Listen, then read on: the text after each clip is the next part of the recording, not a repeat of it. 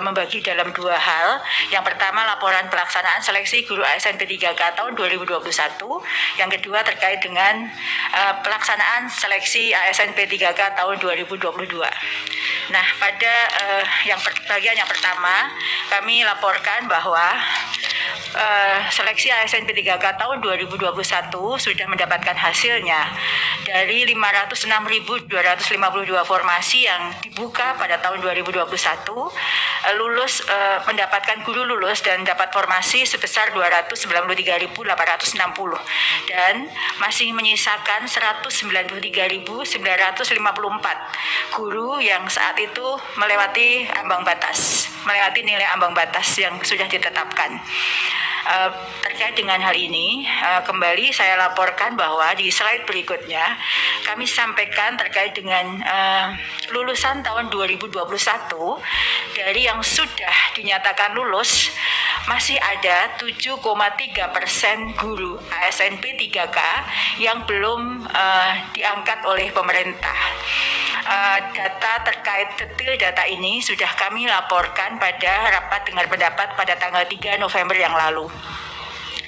Dari data 7,3% ini, perinciannya adalah 15.415-nya atau 5,2%-nya sebenarnya telah terbit nomor induk P3K-nya, namun masih menunggu pengangkatan dari Pemda.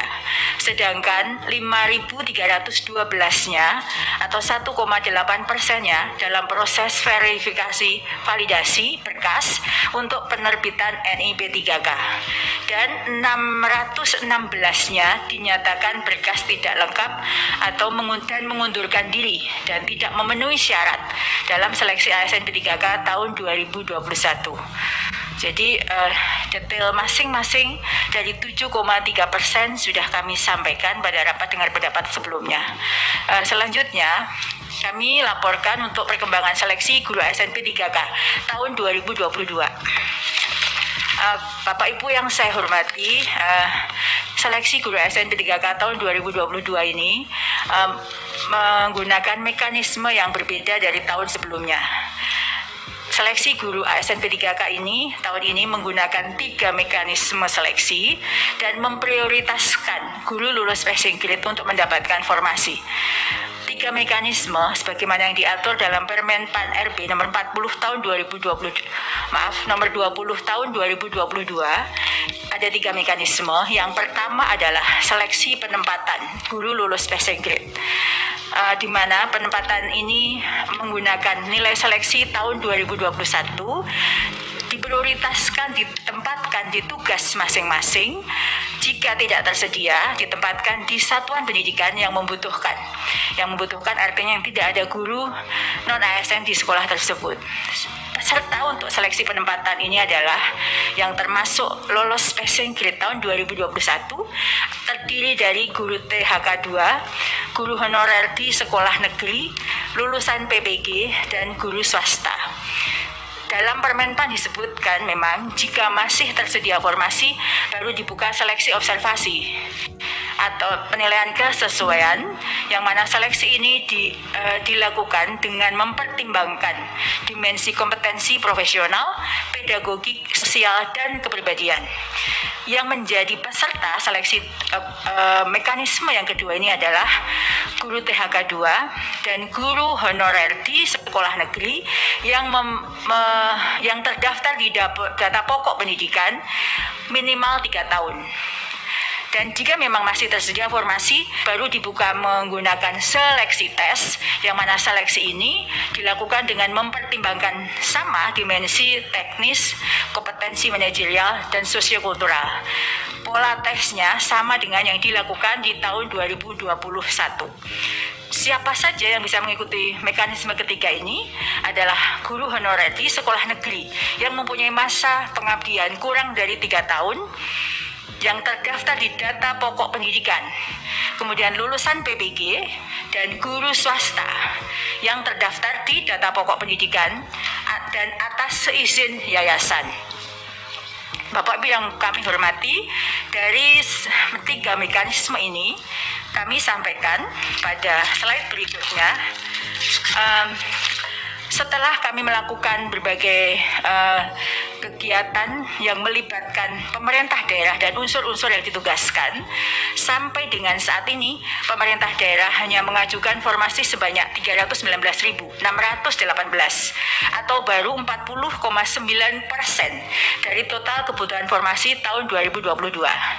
Di dalam layar kami gambarkan bahwa kebutuhan sebenarnya adalah 781.844 sebagaimana digambarkan dalam grafik tersebut.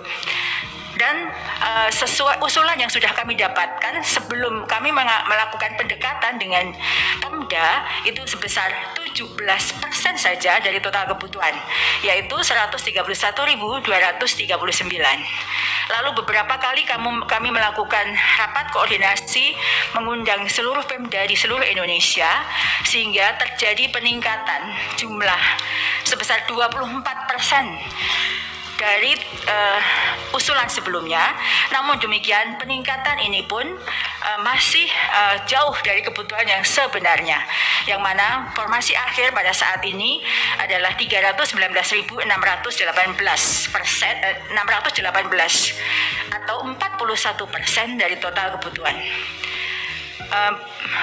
Kami laporkan Pak Fikri pada saat RDP, kami laporkan Brebes menarik usulannya, namun berbagai pendekatan yang sudah dilakukan, bupatinya langsung datang ke Menpan dan BKN, formasi 517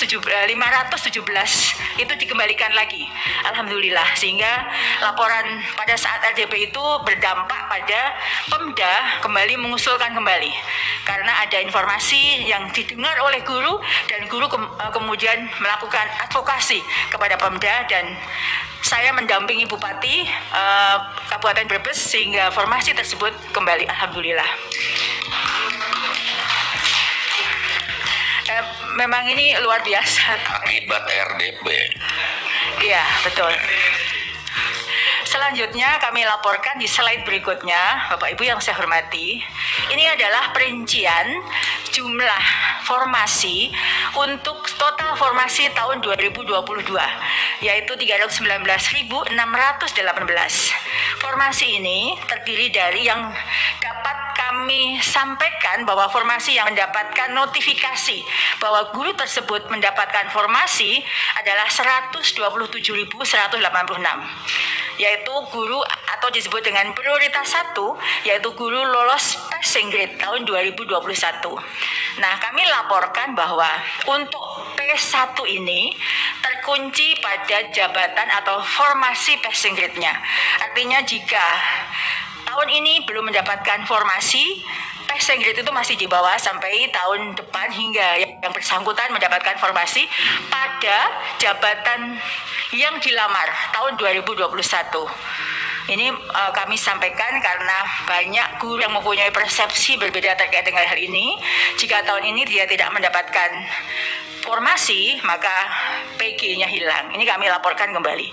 Jika pemerintah daerah mengusulkan formasi kurang dari kebutuhan, maka P1 tersebut tidak akan mendapatkan formasi seperti yang kami laporkan dan jumlahnya cukup besar.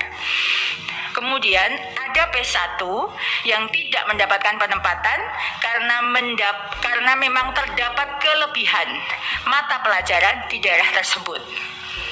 Maka yang dari 193.000, 127.000-nya yang sudah aman untuk mendapatkan formasi. Lalu formasi tahun 2022 ini ada 3.184 formasi untuk P2. P2 itu adalah guru THK 2, guru honorer di sekolah negeri yang lebih dari 3 tahun, yang mana akan dilakukan melalui seleksi observasi dan verifikasi. Dan 127.232 untuk formasi untuk P3 atau guru honorer yang ada di sekolah negeri lebih dari 3 tahun. Kemudian kami sampaikan bahwa penempatan P1 ini kami laporkan kembali, menegaskan kembali bahwa penempatan P1 ini tidak menggeser guru honorer lain yang sudah mengabdi atau sudah ada di sekolah tersebut. karena itu terdapat formasi yang terbuka untuk I2 yang sudah ada di sekolah masing-masing walaupun terdapat P1 yang belum ditempatkan. Jadi kalau sudah ada guru yang mengabdi di situ, tidak akan tergeser oleh guru lain.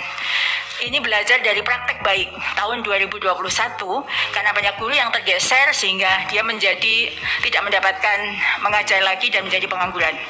P1 yang tidak dapat ditempatkan diberi kesempatan untuk memilih formasi yang masih kosong dengan menggunakan mata pelajaran atau jabatan lainnya, yang mana dalam hal ini peta linearitas berlaku.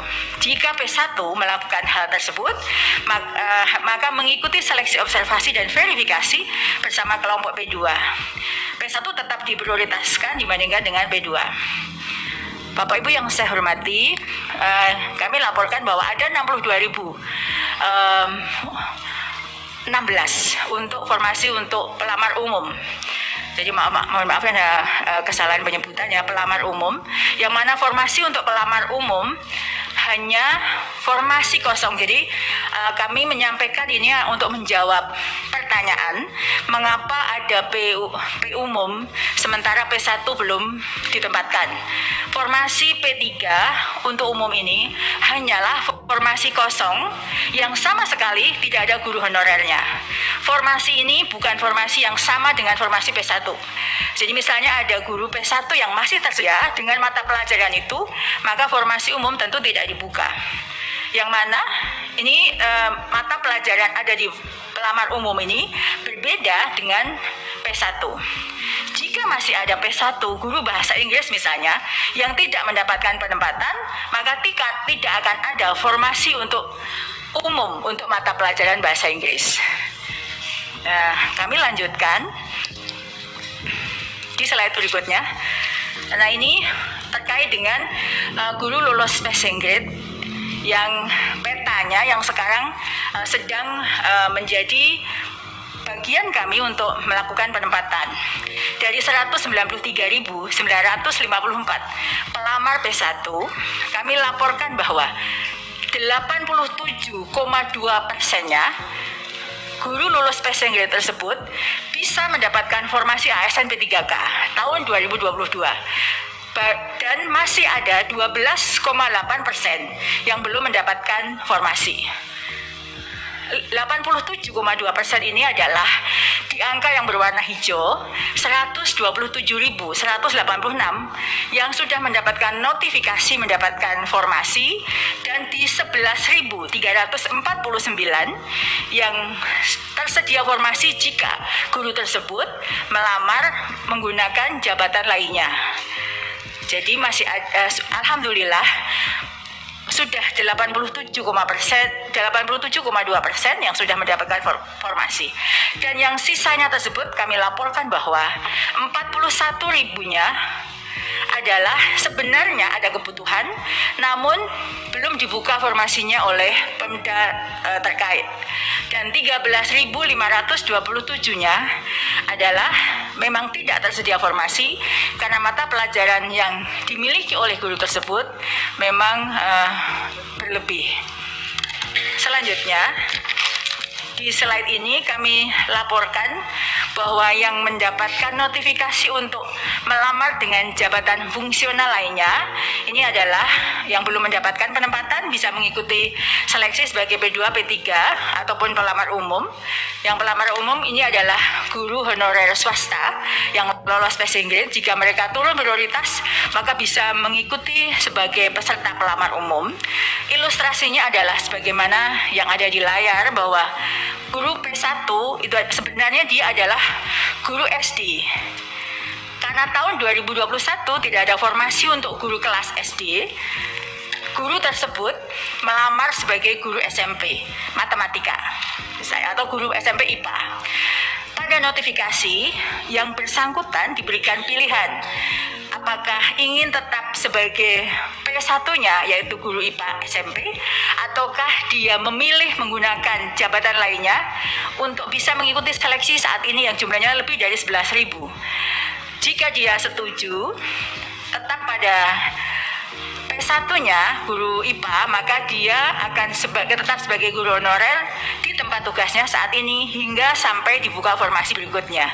Jika dia memilih untuk mengikuti turun prioritas istilahnya, sebenarnya mengikuti seleksi untuk P2 maupun P3, maka dia bisa kembali mengikuti penilaian kesesuaian dan yang bersangkutan bisa memilih sebagai guru kelas SD sebagaimana jabatan yang dimilikinya. Demikian Pak Menteri, tugas yang diberikan saya untuk melaporkan seleksi ASN P3K yang sedang terjadi. Terima kasih waktu dan kesempatannya. Terima kasih Bu Nunung. Saya rasa demikian presentasi kami. Semoga ini bisa mendapatkan gambaran mengenai prestasi kumulatif dari capaian program prioritas dan juga fokus kepada program-program di tahun 2022, dan semoga penjelasan status terakhir proses P3K itu sudah jauh lebih transparan dan jelas dan benar-benar memprioritaskan guru-guru yang ada di dalam sukanya sendiri sehingga tidak terjadi berbagai macam komplikasi yang terjadi di 2021. Demikian dari kami, saya kembalikan ke meja pimpinan. Terima kasih. Baik, terima kasih.